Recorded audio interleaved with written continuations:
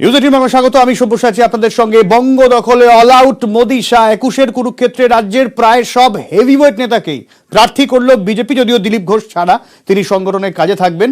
তালিকায় মুকুল রায়, রাহুল সিনহা, শ্রমিক ভট্টাচার্য থেকে শুরু করে অগ্নিমিত্রা পল। মুকুল রায় কৃষ্ণনগর উত্তরের প্রার্থী হয়েছেন। মুকুল রায় কৌশানী দাঁড়াচ্ছেন কৃষ্ণনগর উত্তরের তৃণমূল কংগ্রেসের তরফ থেকে। তাকে লড়তে হবে মুকুল রায়ের সঙ্গে।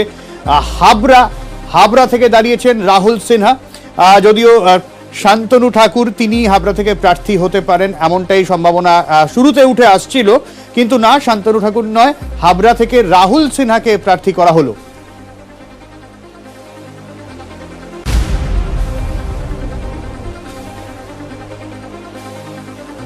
শ্রমিক ভট্টাচার্য রাজারহাট গোপালপুর থেকে দাঁড়িয়েছেন বিজেপির আর এক হেভিওয়েট নেতা শ্রমিক ভট্টাচার্য।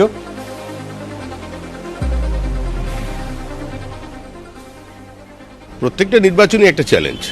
নির্বাচনে লড়াই করব, রাজনৈতিক কর্মীর বিভিন্ন দায়িত্ব থাকে, তার মধ্যে নির্বাচন লড়াও একটা। দল আমায় যোগ্য মনে করেছে, প্রার্থী করেছে, এখন দলকে ওখানে ক্যারি করার দায়িত্ব আমার।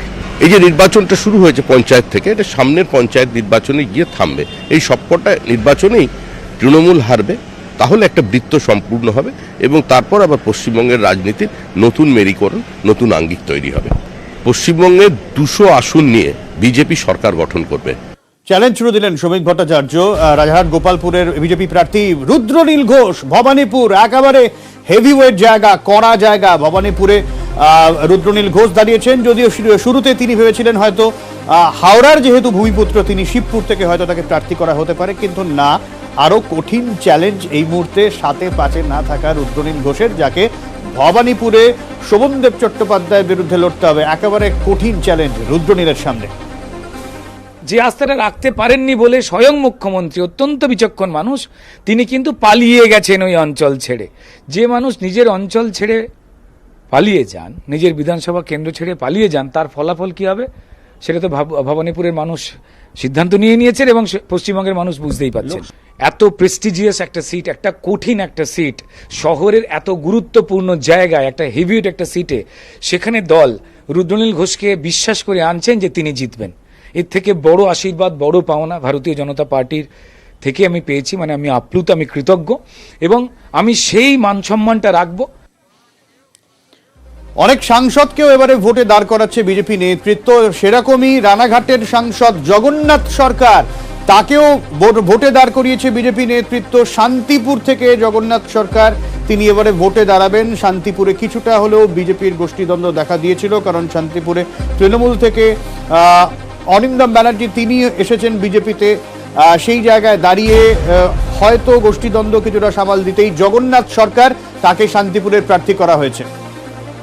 ভারতীয় জনতা পার্টিতে প্রচুর জয়েনিং হয়েছে, কত হাজার হয়েছে গুণে বলা সম্ভব নয়। তাই এই লড়াই সবচেয়ে সহজতম লড়াই।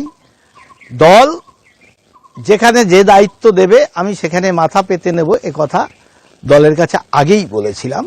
আমি দলের অনুগত সৈনিক। সব্যসাচী দত্ত বিধাননগরের প্রার্থী, যিনি তৃণমূল কংগ্রেস থেকে বিজেপি এসেছেন, সুজিত বসুকে কড়া চ্যালেঞ্জ ছুড়ে দেবেন সব্যসাচী দত্ত। বিধাননগরের মানুষ বিধাননগরের ঘরের ছেলেকে ফিরে পেল। দেখুন, এটা লড়াই নয়, ওয়াক ওভার গেম। কেন, উনি তো নিজেই বিজেপিতে আসার জন্য দৌড়ে দৌড়ে ঘুরে বেরিয়েছিলেন, জায়গা পাননি। শুধু ওনাকে বলবো যে প্রার্থী যে কেউ জিততে পারেন, যে কেউ হারতে পারেন, তাদের দুঃখ পাবেন না। যদি মারা না যায়, জিতে গেছি। জিতেন্দ্র তিওয়ারি অনেক টানাপোড়েনের পর যিনি অবশেষে বিজেপিতে যোগদান করেছেন। কয়েকদিন আগে তিনি নিউজ 18 বাংলা স্টুডিও এসে মমতা সম্পর্কে খারাপ কথা বলতে পারবো না এমন বক্তব্য দিয়েছিলেন, কিন্তু তিনি এবারে ভোটে দাঁড়িয়েছেন। আসানসোলের প্রাক্তন পুর প্রশাসক পাণ্ডবেশ্বরে বিজেপির টিকিটে ভোটে লড়ছেন জিতেন্দ্র তিওয়ারি। না, আমি ভালো লাগছে খুবই। আমি কৃতজ্ঞতা জানাই ভারতীয় জনতা পার্টি পরিবারের প্রতি, যে পাণ্ডবেশ্বরে আমার যে বৃহৎ পরিবার, পাণ্ডবেশ্বরের মানুষকে নিয়ে যে আমার বৃহৎ পরিবার তৈরি হয়েছিল বিগত 5 বছর, তাদের সঙ্গে আগামী দিনে যাতে আমি থাকতে পারি তার একটা ব্যবস্থা তারা করে দিয়েছেন, সে সুযোগ আমাকে দিয়েছেন তারা, তার জন্য তাদের প্রতি কৃতজ্ঞতা জানাই। অনেক হেভিওয়েট, যতজন মোটামুটি রাজ্যের হেভিওয়েট নেতা ছিলেন প্রত্যেকে এবারে ভোটে লড়ছেন দিলীপ ঘোষ বাদে। দিলীপ ঘোষকে সাংগঠনিক কাজে থাকতে হবে, সাংগঠনিক কাজে থাকছি সেই কারণে প্রার্থী হিসেবে লড়তে চাইছি না, এমনটা দিলীপ ঘোষ নিজেই জানিয়েছেন। এবং বালি থেকে জানিয়েছেন বৈশালী ডালমিয়া, তিনিও দল ছাড়ার আগে নানান রকম টানাপোড়েনের মধ্যে দিয়ে গেছে, দলের বিরুদ্ধে ক্ষোভ উগরে দিয়ে অবশেষে বালি থেকে এইবারে বৈশালী ডালমিয়া লড়ছেন পদ্ম ফুলের টিকিটে।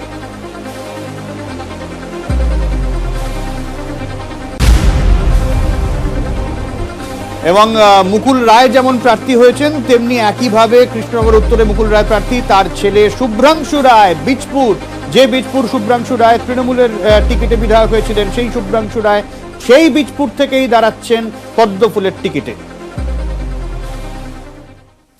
আজকে যে বিশ্বাস ভারতীয় জনতা পার্টি আমার উপর রেখেছে, আগামী দিন বীজপুরের মানুষ সেই বিশ্বাস যদি এবং ভরসা আমার উপর রাখে, বীজপুর থেকে এমনভাবে ঢেলে সাজাবো আগামী দিনে মানুষ অন্তত 50 বছর ভারতীয় জনতা পার্টিকে মানুষ মনে রাখবে। শ্রমিক ভট্টাচার্য যেরকম রাজারহাট গোপালপুর থেকে দাঁড়িয়েছেন, হাবড়া থেকে রাহুল সিনহা, শ্রুতি থেকে কৌশিক দাস, কল্যাণ চৌবে প্রাক্তন ফুটবলার, মানিকতলা থেকে, কান্দি থেকে গৌতম রায়, শ্রমিক ভট্টাচার্য যেরকম দেখলেন গোপালপুর, বরানগর থেকে দাঁড়িয়েছেন পার্ণ মিত্র, আগেই বললাম বিধাননগর থেকে সব্যসাচী দত্ত, পানিহাটি থেকে দাঁড়িয়েছেন সন্ময় বন্দ্যোপাধ্যায়, সোশ্যাল মিডিয়ার দৌলতে মমতা বন্দ্যোপাধ্যায়ের কড়া সমালোচক হিসেবে যিনি পরিচিত, রুদ্রনীল ঘোষ যিনি দাঁড়িয়েছেন ভবানীপুর থেকে, শিব এবং সেই জায়গা থেকে শিবপুরে তিনি দাঁড়াবার কথা হয়তো ভেবেছিলেন, কারণ হাওড়ায় তার বাড়ি, সেই জায়গায় ভবানীপুরে তাকে প্রার্থী করেছে বিজেপি, কিন্তু শিবপুরে প্রার্থী হয়েছেন রথীন চক্রবর্তী বিজেপির, তিনি এইবারে শিবপুর থেকে লড়বেন। রথীন চক্রবর্তী। ইটিভি সকল দর্শক যারা রয়েছেন এবং আমার ইটিভির মাধ্যমে আমি আমার হাওড়া শিবপুর কেন্দ্রের সমস্ত মানুষকে আমার অন্তরের অন্তঃস্থল থেকে আমি প্রণাম জানাই। এই ঠিক শিবপুরে কিন্তু মাথায় রাখতে হবে, উল্টো দিকে মনোজ তিওয়ারি তৃণমূল কংগ্রেসে দাঁড়িয়েছে শিবপুর আসনেও, কিন্তু হাড্ডাহাড্ডি লড়াই করতে হবে রথীন চক্রবর্তীকে। আমরা ভারতীয় জনতা পার্টির যারা সৈনিক, যারা মাননীয় নরেন্দ্র মোদীজির নেতৃত্বে সমস্ত ভারতবর্ষকে আগামী দিনের দিকে এগিয়ে নিয়ে যাচ্ছেন, আমরা লড়াইয়ের জন্য কখনো পিছপা নয় এবং আমরা সবসময় চেষ্টা করব এই কাজকে সম্পন্ন করতে। এবং আমি বিশেষ করে আশাবাদী আমার হাওড়ার মানুষদেরকে নিয়ে, যারা সমস্ত সময় সবকিছু আমার পাশে, তারা সাথী, যারা বয়স্করা রয়েছেন, যারা ছোটরা রয়েছেন, যারা মা বোনেরা রয়েছেন, সমস্ত বিপদে আপদে সম্পদে আমি তাদের পাশে থাকতে পেরেছি, তারা আমার পাশে থেকেছেন এবং আমার স্থির বিশ্বাস যে আগামী দিনে আমরা সুন্দর হাওড়া, সুন্দর বাংলা গড়তে পারবো। সেই জন্য ইটিভির মাধ্যমে আমি প্রত্যেককে আমার অন্তরের অন্তঃস্থল থেকে আবারও প্রণাম জানাই। শেষ 4 দফার মোট 148 জন প্রার্থীর নাম প্রকাশ করেছে বিজেপি। 19 জন মহিলা প্রার্থী, তারকা, বিজ্ঞানী, চিকিৎসক মিলিয়ে মিশিয়ে এই প্রার্থী তালিকা তৈরি হয়েছে এবং সন্ন্যাস ভেঙেই ভোটের লড়াইয়ে ফিরেছেন মুকুল রায়, তেমনি বীজপুর থেকে তার ছেলে শুভ্রাংশু রায় এবারে বিজেপির টিকিটে লড়ছেন এবং রুদ্রনীল ঘোষ তিনি শিবপুরে প্রার্থী হবেন এমনটা জল্পনা ছড়িয়েছিল, কিন্তু তাকে একেবারে কঠিন জায়গা ভবানীপুর থেকে লড়তে হবে। সব্যসাচী দত্ত বিধাননগর থেকে লড়ছেন, বিধাননগর, এবং শ্রমিক ভট্টাচার্য তাকেও ভোটে লড়তে দেখা যাবে, রাহুল সিনহাকে ভোটে লড়তে দেখা যাবে। ভবানীপুর থেকে দাঁড়িয়েছেন রুদ্রনীল ঘোষ। কঠিন চ্যালেঞ্জ শোভনদেব চট্টোপাধ্যায়ের সঙ্গে তার কড়া টক্কর মমতা বন্দ্যোপাধ্যায়ের ছেড়ে যাওয়া আসন। কি বলছেন রুদ্রনীল, শুনবো। আস্থাটা রাখতে পারেননি বলে স্বয়ং মুখ্যমন্ত্রী, অত্যন্ত বিচক্ষণ মানুষ, তিনি কিন্তু পালিয়ে গেছেন ওই অঞ্চল ছেড়ে। যে মানুষ নিজের অঞ্চল ছেড়ে পালিয়ে যান, নিজের বিধানসভা কেন্দ্র ছেড়ে পালিয়ে যান, তার ফলাফল কি হবে সেটা তো ভবানীপুরের মানুষ সিদ্ধান্ত নিয়ে নিয়েছেন এবং পশ্চিমবঙ্গের মানুষ বুঝতেই পারছেন। এত প্রেস্টিজিয়াস একটা সিট, একটা কঠিন একটা সিট, শহরের এত গুরুত্বপূর্ণ জায়গায়, একটা হেভিওয়েট একটা সিটে, সেখানে দল রুদ্রনীল ঘোষকে বিশ্বাস করে আনছেন যে তিনি জিতবেন। এর থেকে বড় আশীর্বাদ, বড় পাওনা ভারতীয় জনতা পার্টির থেকে আমি পেয়েছি। মানে আমি আপ্লুত, আমি কৃতজ্ঞ এবং আমি সেই মান সম্মানটা রাখবো। রুদ্রনীলের মতোই কঠিন লড়াই কিন্তু বরানগরে পার্ণমিত্র, উল্টো দিকে তাপস রায় রয়েছেন। দীর্ঘদিন ধরে তিনি সেই এলাকায় রয়েছেন, দীর্ঘদিনের পরিচিত মুখ তাপস রায়। গতবারও বিধায়ক ছিলেন, এইবারে তাপস রায় মন্ত্রী, তৃণমূল কংগ্রেসের মন্ত্রী, তাকেও এবারে প্রার্থী করেছে দল, সেই তাপস রায়ের সঙ্গে লড়তে হবে পার্নো মিত্রকে। একেবারে রাজনীতিতে নবাগত অভিনেত্রী পার্নো মিত্র, তাকে বরানগর থেকে প্রার্থী করেছে দল। ঠিক যেমন রুদ্রনীল, তিনি বিজেপিতে যোগদান করেই টিকিট পেয়েছেন এবং তাকে কঠিন আসন, বলা ভালো কঠিনতম আসন ভবানীপুরে লড়তে হবে। সেই জায়গায় বরানগরে পার্নো মিত্র, তাকেও কঠিন চ্যালেঞ্জ দেবেন তাপস রায় উল্টো দিকে তৃণমূল কংগ্রেসের। অন্যদিকে সব্যসাচী দত্ত, তিনি এইবারে দাঁড়িয়েছেন বিধাননগর থেকে। কি বলছেন তিনি, শুনবো। বিধাননগরের মানুষ বিধাননগরের ঘরের ছেলেকে ফিরে পেল। দেখুন, এটা লড়াই নয়, ওয়াক ওভার গেম। কেন, উনি তো নিজেই বিজেপিতে আসার জন্য দৌড়ে দৌড়ে ঘুরে বেরিয়েছিলেন, জায়গা পাননি। শুধু ওনাকে বলবো যে প্রার্থী যে কেউ জিততে পারেন, যে কেউ হারতে পারেন, তাদের দুঃখ পাবেন না। যদি মারা না যায়, জিতে গেছি।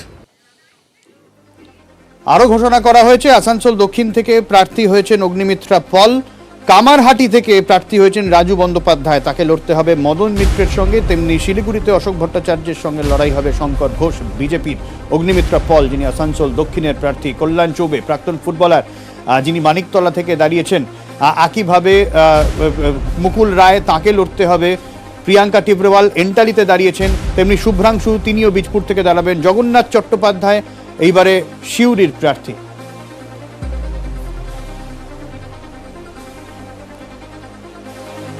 চৌরঙ্গীর প্রার্থী হিসেবে শিখা মিত্রের নাম ঘোষণা করে দিয়েছে বিজেপি। সোমেন মিত্রের স্ত্রী শিখা মিত্র। তবে তিনি বিজেপি আদৌ যোগদান করেছেন কিনা সে খবর নেই। আর তারপরেই শিখা মিত্রের বক্তব্য এসছে, তিনি যথেষ্টই ক্ষুব্ধ। তার দাবি, ভুয়ো খবর প্রচার করা হচ্ছে, তিনি বিজেপিতে যোগ দেননি। রাজীব চক্রবর্তী রয়েছেন আমাদের সঙ্গে, আমাদের প্রতিনিধি। রাজীব, যিনি যোগ দেননি তিনি নিজেই দাবি করছেন, আমাদের কাছেও কোনো খবর নেই তিনি বিজেপিতে যোগ দিয়েছেন বলে, তাকে আচমকা প্রার্থী ঘোষণা করে দেওয়া হলো। তো বলছি, এটাই একটা বিজেপির বলতে পারো দুর্দশা প্রকাশ পেয়েছে, সামনে এসেছে এই প্রার্থী ঘোষণার পরে। বিজেপি একের পর এক প্রার্থী ঘোষণা করছে এবং দেখা যাচ্ছে যে রাজ্য জুড়ে অসন্তোষ বিক্ষোভ দেখা দিচ্ছে। এবারেও ঠিক তাই হলো। আজকে যখন আমরা ছিলাম দিল্লির বিজেপিতে সদর দপ্তরে, ঘোষণা হলো চৌরঙ্গী কেন্দ্র থেকে শিখা মিত্রের নাম ঘোষণার পরই দেখতে পেলাম যে চারিদিকে থেকে আওয়াজ উঠলো এবং শিখা মিত্র নিজে জানালেন যেটা একটা প্রাথমিক শর্ত, প্রার্থী করতে গেলে তিনি বিজেপির সদস্য হবেন, তিনি বিজেপিতে যোগ দেবেন। এক্ষেত্রে কিন্তু সেটা হয়নি একদমই। অতএব বোঝা যাচ্ছে যে বিজেপি তাদের প্রার্থী তালিকা তৈরির ক্ষেত্রে 17 ঘন্টা ধরে বৈঠক করার পরে কি সেই আলোচনা হয়েছে আমরা জানি না, কিন্তু বিজেপির পরিস্থিতি বোঝা যাচ্ছে যে কিভাবে তারা প্রার্থী তালিকা তৈরি করছে। সব বোঝা একদমই। অনেক ধন্যবাদ রাজীব। শিখা মিত্রের কোনো বক্তব্য, কি বক্তব্য আপনাদের শোনাই। না, আমি কখনো কোনো মতে বিজেপিতে দাঁড়াচ্ছি না। যে সংবাদ, ভুয়ো সংবাদ আপনাদের কাছে বলা হচ্ছে, এটা আদৌ বিশ্বাসযোগ্য না। আমি নিজেই বলছি আমি দাঁড়াবো না, মিথ্যে কথা এটা। দিদি বনাম মোদি, খেলা হবে বনাম উন্নয়ন হবে। পুরুলিয়া সভায় মমতার খেলা হবে পাল্টা মোদি বললেন, দিদি বলছেন খেলা হবে, আর বিজেপি বলছে বিকাশ হবে, চাকরি হবে, শিক্ষা হবে, হাসপাতাল হবে। খেলা হবে, খেলা শেষ। মোদিজি স্বাগতম, মোদিজি স্বাগতম, মোদিজি স্বাগতম। दीदी, ओ दीदी,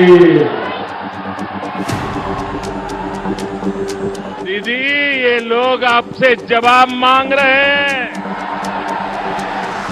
কোথায় ছিলেন নরেন্দ্র মোদী, কোথায় ছিলেন বিজেপি? दीदी ने अपना काम का हिसाब देना चाहिए कि नहीं देना चाहिए? কোথাও ছিল না। নির্বাচন আসলে তখন তোমরা ক্যাশ নিয়ে বেরিয়ে পড়ো। অত্যাচার অনেক করেছো দিদি। জোচ্চুরির কারখানা, জোচ্চুরির ফ্যাক্টরিকে যদি জব্দ করতে হয়, তৃণমূলকে একটি ভোট অবশ্যই দেবেন। দিদি বলেন খেলা হবে, শুরু হোক তাহলে 27 তারিখ থেকে। খেলা হবে, জেতা হবে।